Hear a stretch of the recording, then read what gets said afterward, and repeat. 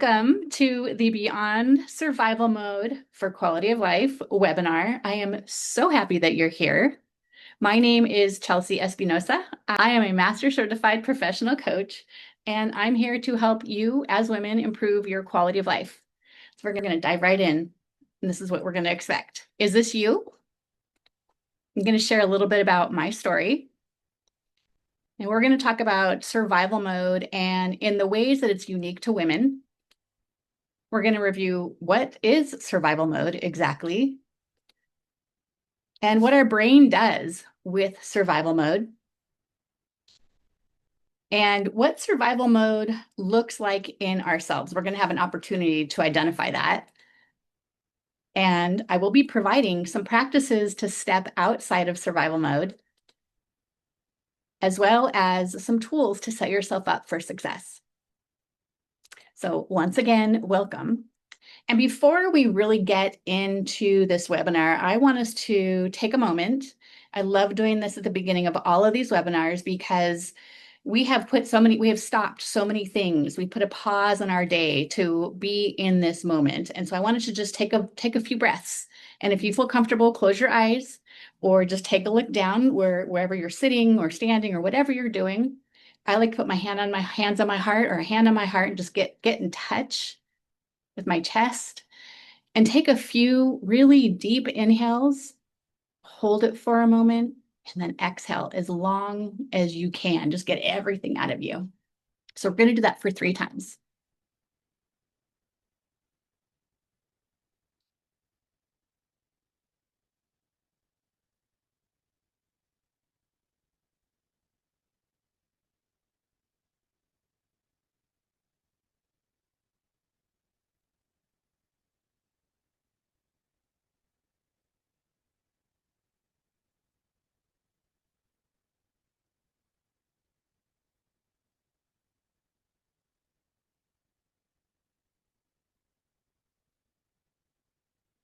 Whenever you're ready, come back. And I know that pausing in that way can sometimes feel very uncomfortable, especially when we're in a pace of our day. The last thing we want to do is pause or stop and slow down the momentum that we've just been achieving. So before we dive in, just one more thing is I want to really agree that we all create and hold a safe space here, that we find ways to take personal responsibility, to be authentic and open to new perspectives and engage in the process. So we're going to start with, is this you? Do you find yourself challenged to be present and live in the moment? Do you allow little time to celebrate accomplishments, finding yourself immediately focused on what's next? Do you often feel rushed or behind in life or your career or your relationships? Do you find yourself spending more time and energy preparing for problems than enjoying the present? Do you wake up in the middle of the night thinking about how to address a problem? That is my least favorite one. Do you find yourself obsessing about the uncertainties ahead? But also, is this you? You're a driven and successful individual. You accomplish much of what you set out to do. You find hardships and challenges motivate you to excel.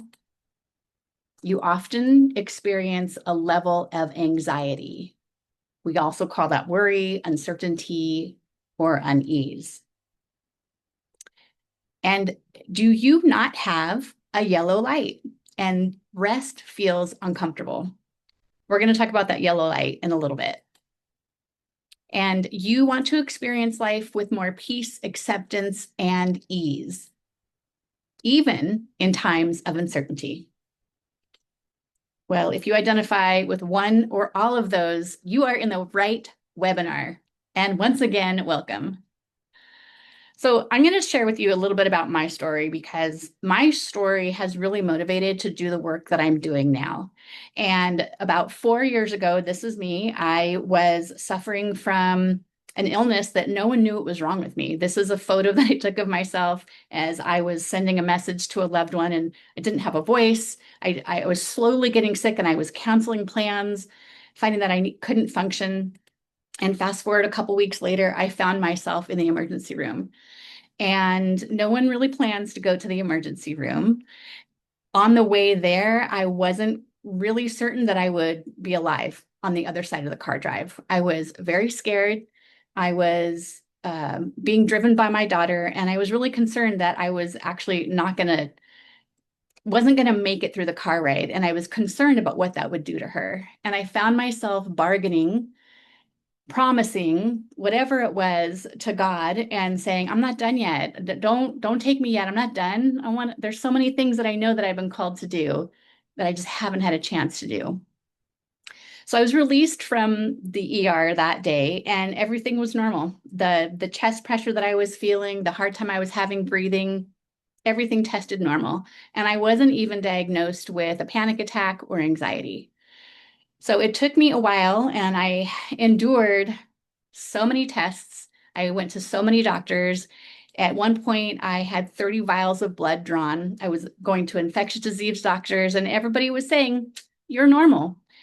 But I was feeling, and what I was experiencing was anything but normal. And I'm showing you this picture of this cake here because this is something that I used to love doing, is baking for loved ones. And creating this cake was something I could have done easy normally. And this was about two to 3 months after getting ill. It took everything out of me to do this. So I knew as I was healing and I began to start feeling better that my road to recovery needed to be really intentional. And I needed to make sure that within my own powers and abilities, I would not be in this situation again. So I began paying attention and living life more intentionally. And so now, fast forward, I'm leaving out a big chunk, which I will share with you in a little bit. Now I'm someone who finds joy in roller skating, of all things. And I feel more purpose and confidence that I've never experienced before, and am living in ways that I never could have imagined.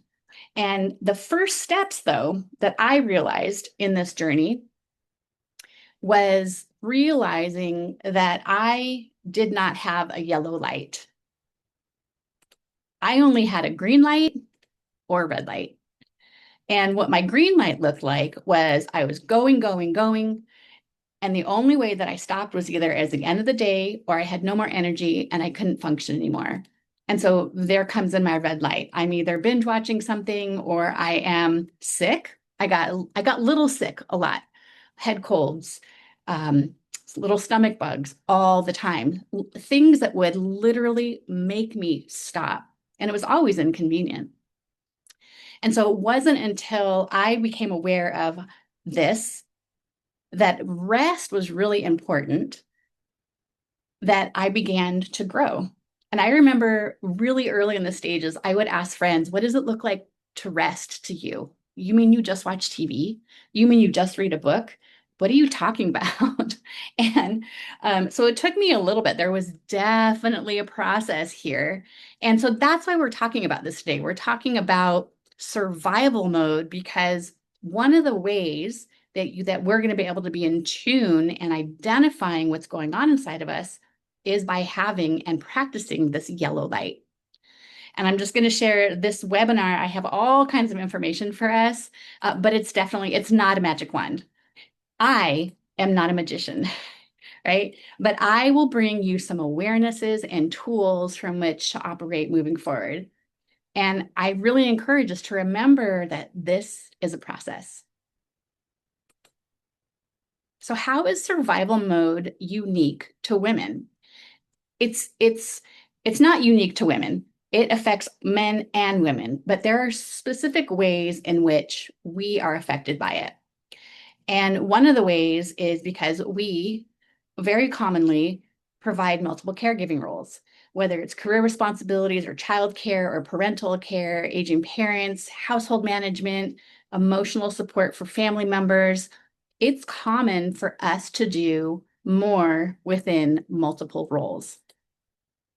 We also carry invisible mental roles, things like remembering and planning and coordinating and anticipating, following up and keeping track of everyone's needs.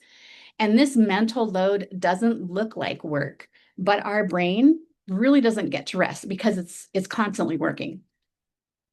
We carry emotional labor most commonly. We find ourselves responsible for other people's emotions, maintaining harmony, reading the room, supporting coworkers, caring for family members, and once again, remembering the birthdays, the celebrations, the relationships. And these kind of expectations contribute to cumulative stress. We also experience something that's called the double shift. If we work outside the home, very commonly we come home and do another job, which is, the responsibilities of laundry and housekeeping and cooking. And if we are a single mom and we need to work full time or even part time, this is even more heavily weighted on us. And so once again, these expectations contribute to cumulative stress. Are you seeing a theme here? And with all of this, we also experience less genuine recovery. We have less uninterrupted downtime. We experience less restorative leisure. We have less sleep. And there are fewer opportunities for us to recover. And then finally, but not finally, we have all these expectations that to perform. And some of these expectations are things that have been naturally put on us, whether it's our family structures or the work situations that we're in, or even our faith situations. Some of them we grasp because we think, oh, these are the things that are going to make my life more fulfilling. And all of a sudden we're overwhelmed and overbooked.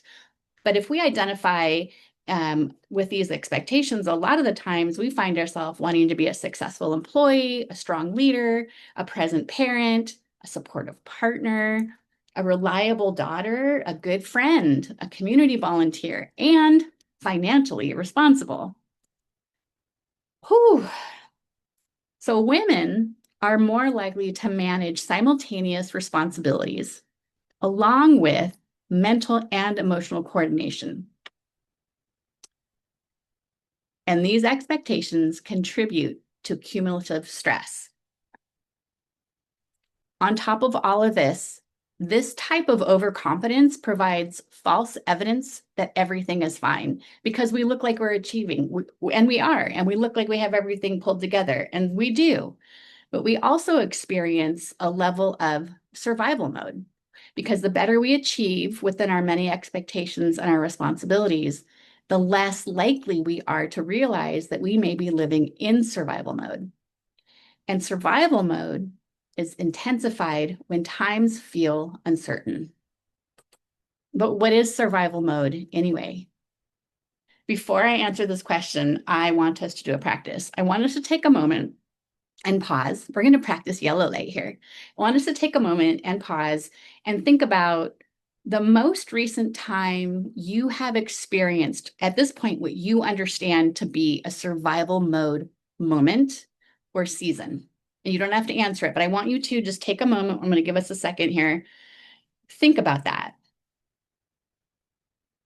What was going on around you? How did you feel? What is making you think that this might be a survival mode experience? So you hit that moment, put a thumbs up or a Y in the chat. Great, great.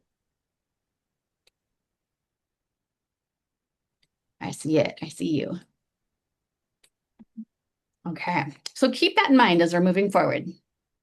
So we're gonna talk about survival mode. Let's talk about what it is. Survival mode is an adaptive operating pattern that develops in response to prolonged stress. It's the brain and the body's way of protecting us by prioritizing safety, efficiency, and immediate demands. So survival mode isn't defined by how much stress we are under today. It's defined by how consistently our brain and body have learned to respond to life. So the short answer is survival mode. It's an adaptive operating pattern developed in prolonged stress, but survival mode signals are more active in times of uncertainty. And it's the way of our brain and body's way of protecting us. Let's talk about our brain. The number one priority of our brain is to protect ourselves. It asks us constantly, it's seeking uncertainty, conflict, financial pressure, social rejection, loss of control, overload, constant demands. And when these persist, the brain begins operating as though protection should remain a priority. And what that does is it triggers some systems within us that are naturally working all the time. We have two major systems that work within our systems. We have under our autonomic nervous system. We have the sympathetic nervous system, and this prepares us for action when threats perceived. It increases our heart rate, it makes us breathe faster. We have heightened alertness, increased muscle tension, energy redirected towards immediate action. We also have another portion of that system, which is our parasympathetic nervous system.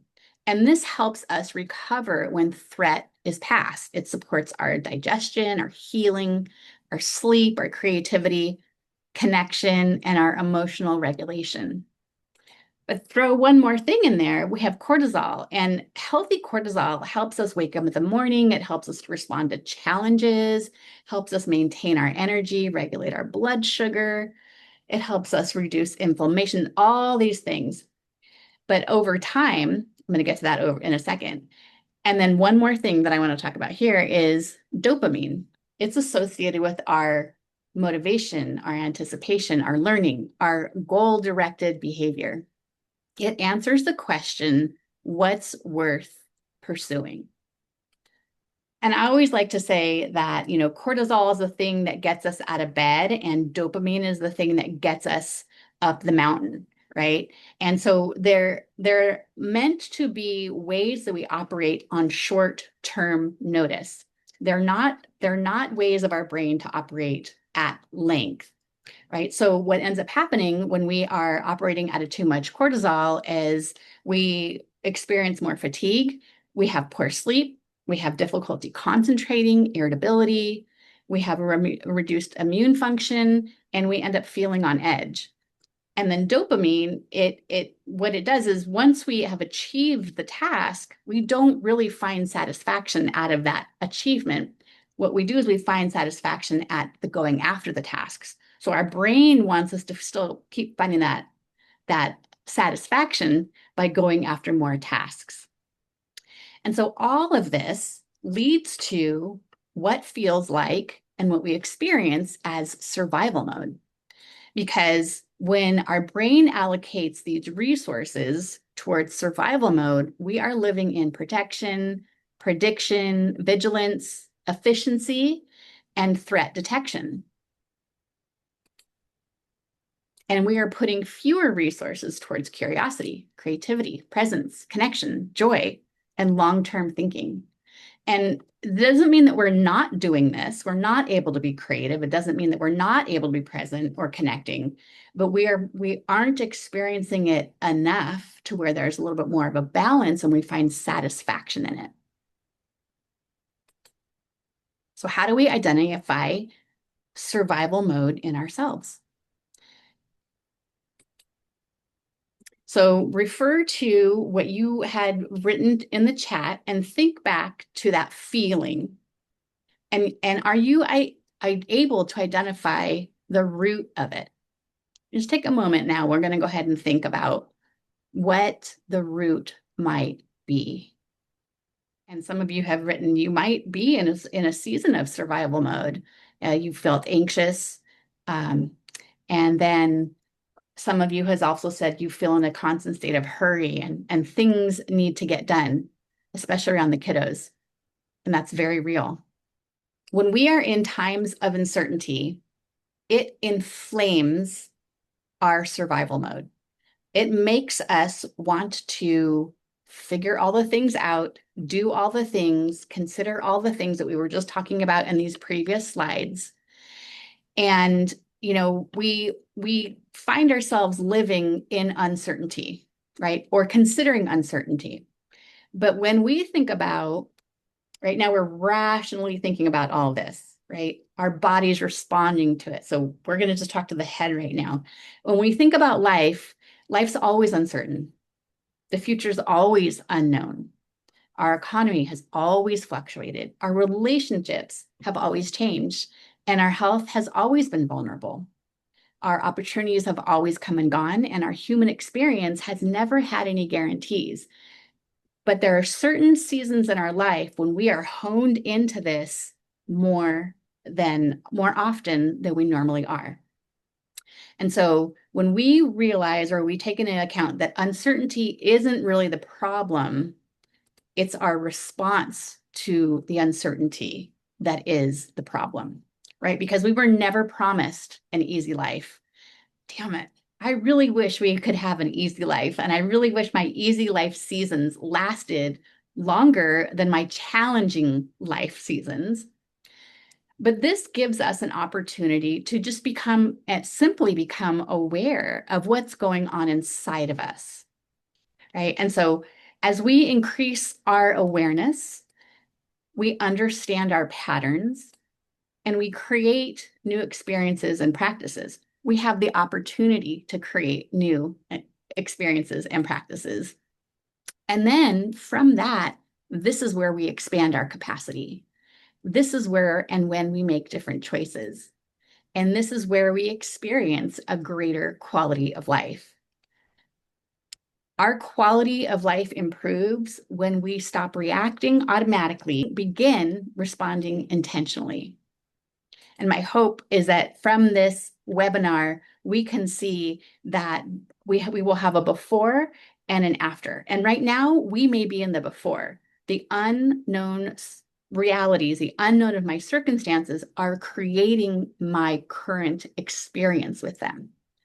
But from these awarenesses and from these practices, the after might look like my circumstances influence my experience, but my internal patterns shape how I experience those circumstances. So how does survival mode show up in your life? Again, you've got some of your own awarenesses here that you've shared in the chat, but we're going to go over some of the signs that you might be experiencing, or that are very common to experience from survival mode. We have physical signs,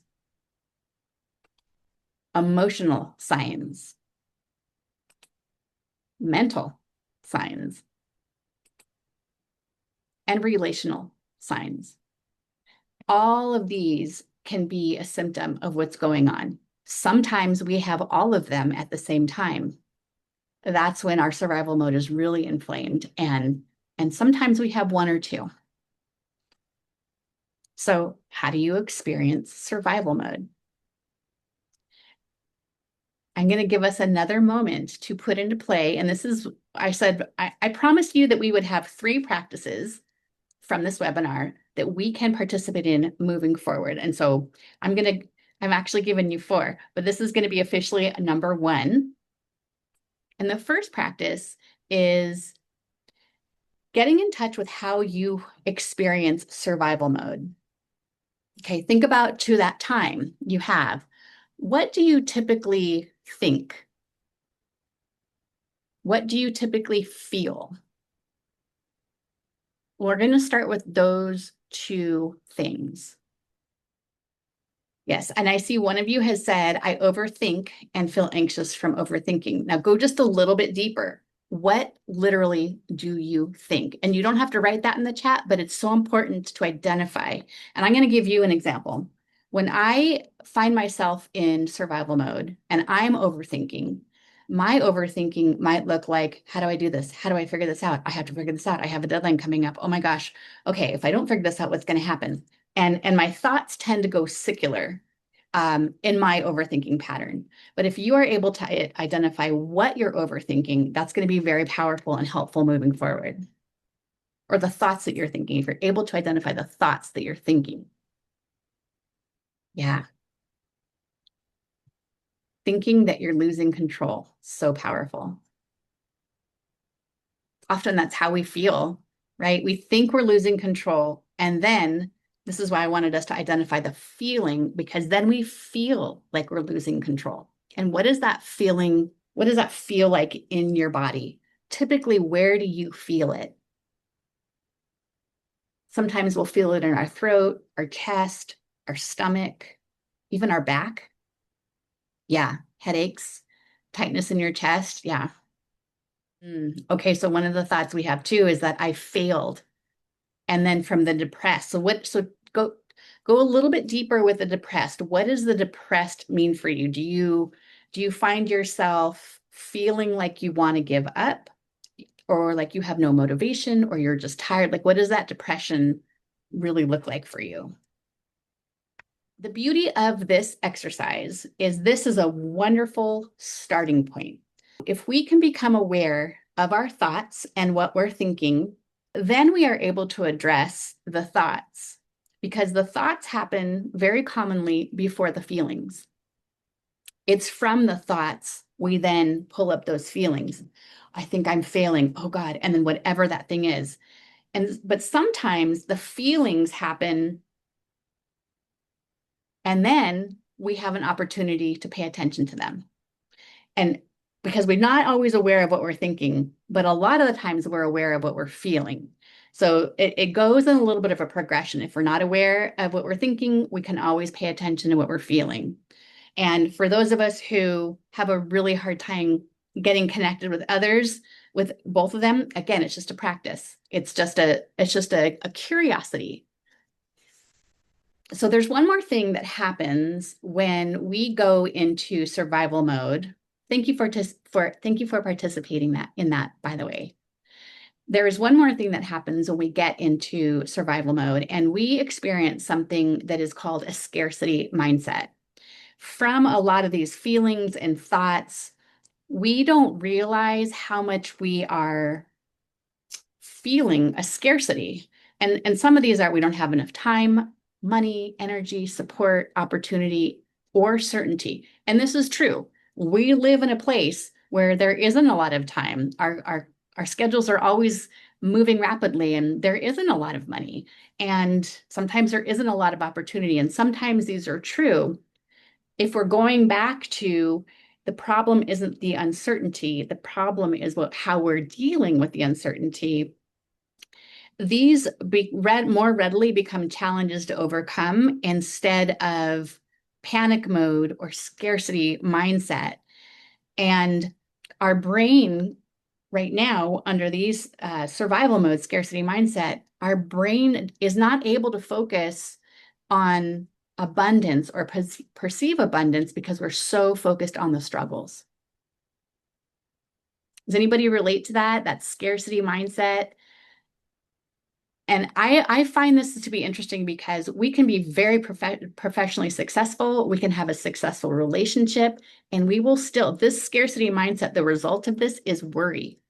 And so we will still worry about our kids. We can have a great relationship with our husband, but we'll still worry about, are we doing the right things, and are we meeting the needs? We can have lots of money in the bank and still feel like there's never enough.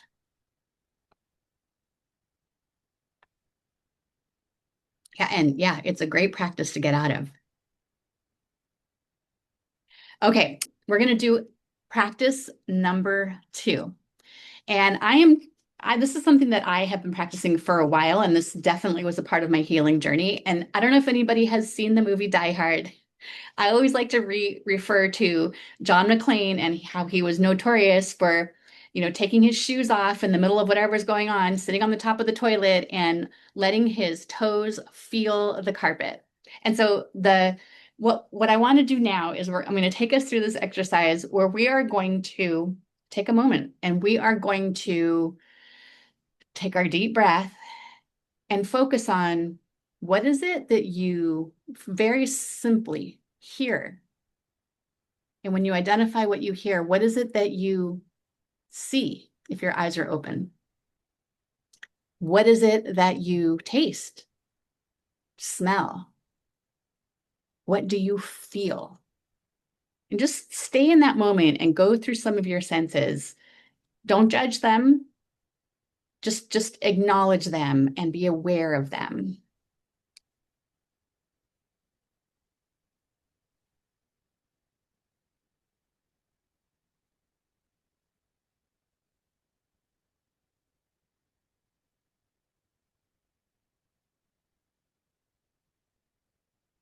And when you feel like you've got a good idea of you've gone through all of the senses, go ahead and give me a thumbs up and take your time. We have it. This practice is perfect for those moments when you wake up in the middle of the night thinking about all the things that you don't want to think about, or you're driving in your car on the way to someplace and you feel a level of anxiety rise that you feel very much is out of control. What we do is we bring ourselves to the moment that we are experiencing.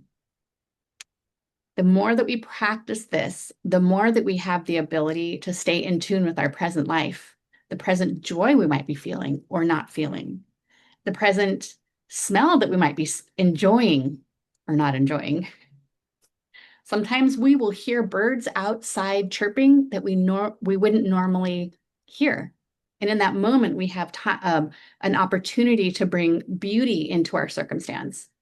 And our situation isn't changing, but what we're experiencing in real time is changing. Okay, I'm going to give us practice number 3. How many of us practice self-talk? I think that's all of us. We all practice self-talk because we're always talking to ourselves, whether we realize it or not. And what we're saying to ourselves is so important. If we're not in the practice of positive self-talk, we will find ourselves, we actually are dragging ourselves down. I can't, certain things that I have grown through and still sometimes struggle with are, I don't know that I can do this. I don't think I'm strong enough. I'm tired of this journey, which are all true. I don't know if I can do things sometimes, and I'm not sure that I'm strong enough. And yeah, I am really tired of this journey. But staying in that lane and focusing only on that will literally bring us down. So when I find ways of encouraging myself, you're doing a great job. I'm really proud of you. You have things in your life to accomplish that only you can accomplish. Isn't that great? And so when we shift that perspective and we find ourselves in a relationship with how we're talking to ourselves, we put ourselves in a position to be encouraging. We give ourselves the opportunity to be the voice that we really need. We might have supportive people in our life, but not everybody's walking around being like, hey, you're doing a great job. I'm really proud of you. And they never know when we need it in that moment. So the most important conversation that we can ever have is with ourselves whenever we need it. So let's go ahead right now and take a moment and think of a few phrases. What are some things that you can say to yourself that would be naturally where you are right now? Some of you who have not ever done this before might be like, this is really weird. I'm not talking to myself, and that's okay. Just try it. What would you say to a best friend? How would you encourage and motivate someone that you love? How would you respond to someone that you absolutely believe in and is worried about their future? This is a really good opportunity for us to treat ourselves just as well as we treat our loved ones in our life and make that a practice. Because I believe if a lot of us are here because we're experiencing survival mode, a lot of us are givers. A lot of us really love the relationships that we are in. And a lot of us will really give everything that we have to what we're doing. And we can do that same thing for ourselves. Ooh, that's good. One of you just said, I think of the younger version of me and what would I say to her? Yeah, that's good. That's good. What do you say to her? Would you mind putting that in the chat, like just a little brief one? Give us a sneak peek on what that looks like for you. Oh, that's so good. Yes, you're capable. You can do what you set your mind to. Yes. Isn't that amazing how quickly we forget that? It's our human nature sometimes. And then you tell your little one when she says, I can't, you respond, you're really good at figuring things out. So true. So true. And in some ways, we have an opportunity to reparent ourselves. The things that we weren't naturally given when we were younger that are keeping us from already being in these patterns, we can give to ourselves now. All right. Well, thank you for joining me on those practice activities, because there's one thing that I guarantee about survival mode is that it will come in phases. It will return. Once we feel like we've mastered it, it'll come at a different situation for a different time. The beauty is, though, when we are in these practices, when we are not inflamed in survival mode, we have an opportunity to be practiced. And we already know what to do. We already know what the signs are. We already know what it sounds like in our head, what it feels like in our body, so that when we start experiencing them, we know better how to respond. This is where I always say, with practice and patience and grace with ourselves, we will put these into play. Okay, so I want to give us an opportunity if we have any Q&A or anything you'd like to share, your awarenesses. This is great, Chelsea. I loved it. I felt like it was I think again, it's hard to like stop and calm yourself down when you're like going through that spiral, and like even you pointing out the like think, or when you're in those moments of anxiousness, like ground yourself by like thinking of what you hear, what you smell, what you like are touching, like what you're feeling. And like I don't do that. That's something I don't do enough when I'm in those like anxious moments. And I think I only think of doing those things when like I get to a level of a panic attack, and not so much as doing it like beforehand. And so I think this was a good reminder about that too. Yeah. And you know what? You're not alone. A lot of us get to the point where there's a panic attack and then we go backwards. That's Yeah. completely normal, especially where we're not in the habit yet of growing through this process. Mhm. And like I said, one of the things that when I have found that to be most powerful is when I have this absence of time, and then all of a sudden this comes up when I'm not busy moving all the time. That's when these things, when my body's resting, that's when these things start coming up. Mhm. And that's where I literally started practicing my head is on the pillow. I can feel the sheet. I can hear the sound outside. I can hear this. I can feel this. All of those practices. And so again, the more that you do it, the better we get to it with it. Mhm. Yeah. Okay, we have a question in the chat. Anxiety can feel like symptoms of survival mode. I know they're similar, but different. Speak to that. Okay, great. That's a great question. So anxiety is a symptom. Anxiety, survival mode is the root of the system. So what we are feeling, and if we go back to some of the slides, what we are feeling from that root of our brain wanting to protect us from being in this long-term stress is anxiety. And so when we deal with the root of some of this, we begin to experience less anxiety. And the root of this might be, for some of us who are experiencing anxiety, might be operating under survival mode. It's not limited. It's not the cause and the root of all of our challenges and all of our anxieties, but it is, I call it the underbelly of anxiety.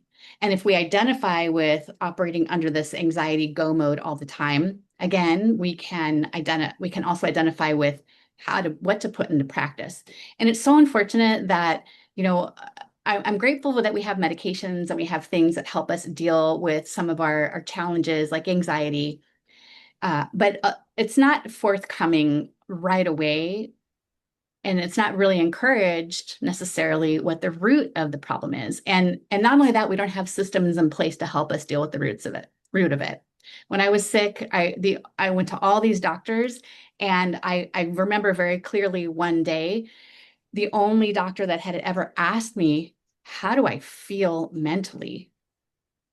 I'm going through the stressful time where I'm on disability for 6 months and I don't know how life is going to be. I don't even know if I'm going to live through this. And only one doctor asked me, how was my mental health? It was my stomach doctor. And I was so grateful. And she was really annoying because she kept trying to link everything I was experiencing to my mental health. And I was like, no, that's not what it is. But to a degree, she was right. It was how I was operating for so many years and not realizing it, that it was taking a toll on my physical, mental, and emotional experience. So keep in mind, when we're building awareness, we build self-trust. We understand the difference between our circumstances, we understand the difference between our circumstances and our internal responses. We develop a greater capacity to navigate uncertainty. We explore practices that support a more sustainable and intentional quality of life. And variables exist within this. If you're a professional woman, you're going to experience circumstances that increase the likelihood of prolonged stress. If you are experiencing survival mode, it isn't defined by how much stress you're under today. It could be an operating system that you have learned to put into place. And survival mode is shaped by how consistently our brain and body have learned to respond to life. And survival mode doesn't change what we're capable of doing, but it often changes how we experience what we're doing. So again, consistency and practice make a difference. There's no magic wands here. And your greatest victory here, especially in the very beginning of this process, is to just start. Just to be aware, even being in this webinar is a really great victory. So I'm going to provide a replay so you can review this again if you'd like, and you can review the information and you can implement more of what you've gleaned today. We've been very cerebral, but we've also given some opportunities to put this to play in real life. And if we leave everything here, no change is going to be made in our life. We need to actively participate in this process. And so one of the ways that I really like to encourage us to participate in this process is by making sure that we have encouraging and supportive structures around us. And this could be like friends or family. It could look like going to therapy. It could also look like working with me as coaching. And so I'm going to share with you about my one-to-one coaching that I do offer. And it's all about improving your quality of life. And quality of life can sound like this trite, little experience where like, I just want a better quality of life. But really, when we start dealing with the root issues of things like this, we really do improve the quality of the life that we're living. And my goal is to help you create a life that works for you. And we address things like burnout and boundaries and survival mode in the coaching process, so that you can feel more joy and confidence and live a life that you feel is important to you and within more purpose. And one of the things that I will do with you on this coaching journey is I will help you to assess what's working and what's not working, and where do you want to go, and how can we put that into play, and how can I foster this path with you? We'll identify who your supportive structures and players are in your life. Is it work? Is it family? Is it friendships? And if they don't exist, how can you build them? I'll help you prioritize what it is that's the most important to you. Sometimes we think, oh, it's this. We get into this process and realize, oh, it's something different. And I will also help you implement what it is, these practices that you want to put into play. Because practice is important, once again, and practicing is what helps us thrive. And I will provide a space that fosters understanding, encouragement, motivation, exploration, accountability, and the journey. So please take advantage of this 30-minute discovery chat that I'm offering today. I would love to get a chance to know you and find out where you are right now and where you want to go, and how I can best help you improve your quality of life through this coaching process, because your quality of life really matters. And I always say, their life is not realistic, that we can always be laying in a field relaxing, or we can't always be celebrating something. And, we're not always at peace.